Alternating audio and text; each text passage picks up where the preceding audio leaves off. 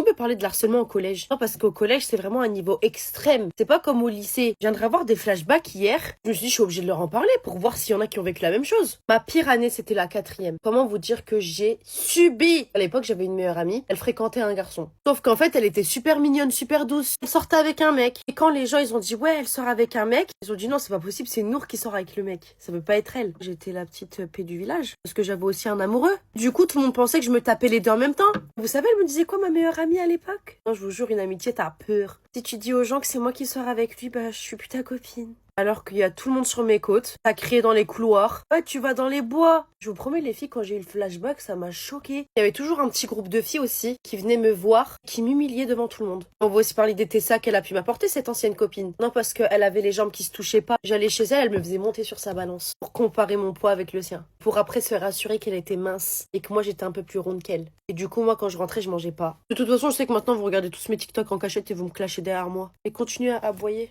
Ouf, ouf. Ça vous va bien? Au revoir.